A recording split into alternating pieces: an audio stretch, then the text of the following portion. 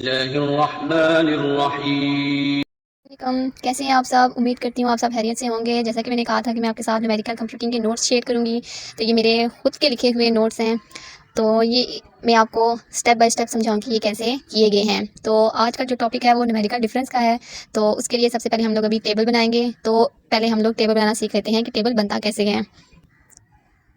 तो टेबल बनाने के लिए हमारे पास दो वेरिएबल्स होने चाहिए, एक एक्स का और एक वाई का।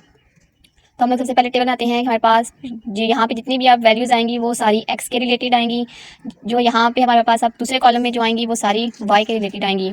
तो एक्स की जो वैल्यू है वो पहले सबसे पहले x naught, x one, x two, x three, x four. Suppose अभी तक हम फोर तक ही लेके जाते हैं, आगे नहीं ले जाते मजीद, क्योंकि टेबल फिर जितना आप लेंथी लेके जाएंगे फिर उतना ही लेंथी हो जाएगा।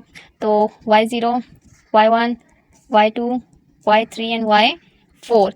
नेक्स्ट स्टेप क्या होगा कि हमने इसको डेल्टा फॉर्म में लिखना है साथ। तो डेल्टा वाई आ गया। अभी फिलहाल इसकी वैल्यू वन है तो इसलिए ऊपर वन लिखने की ज़रूरत नहीं है। तो हमारे पास अब डेल्टा वाई में जो वैल्यूज़ आएंगी वो कैसे होंगी कि हमने इसको इसमें से क्या करना है, माइनस करना है। यानी कि अब हमारे पास यहाँ पे जो वैल्यू आएगी डेल्टा वाई नॉट की वो किसके इक्वल होगा, y one minus y zero. इसी तरह से इन दोनों को माइनस करेंगे। हमने माइनस पहले नीचे वाले टर्म को लेना है फिर ऊपर वाले टर्म को लेना है। तो अब यहाँ पे जो वैल्यू है डेल्टा वाई वन वो आएगा हमारे पास Y two minus Y one. इसी तरह से अब वाई टू के लिए यानी कि डेल्टा वाई टू के लिए जो वैल्यू आएगी वो y three minus y two होगी। इसी तरीके से डेल्टा वाई थ्री की जो वैल्यू होगी वो कैसे आएगी, वो वाई फोर में से माइनस करेंगे हम लोग वाई थ्री को, तो हमारी डेल्टा वाई थ्री की वैल्यू आ जाएगी।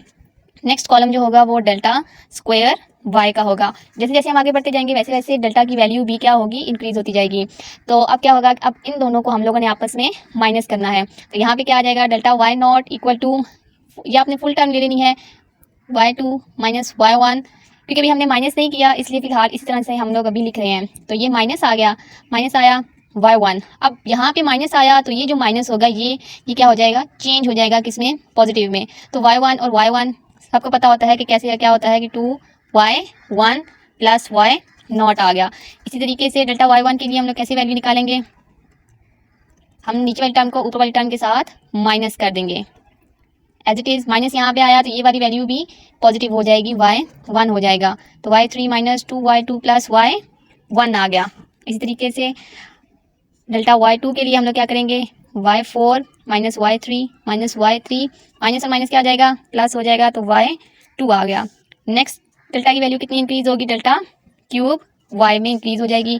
अब इसकी वैल्यू कैसे आएंगी, सॉरी मैं यहाँ पे स्क्वायर डालना भूल गई, तो आप ये गलती ना कीजिएगा। अब यहाँ पे जो वैल्यू आएगी वो डेल्टा क्यूब वाई नॉट की आएगी, वो क्या आ जाएगी, हम लोग अभी माइनस करेंगे।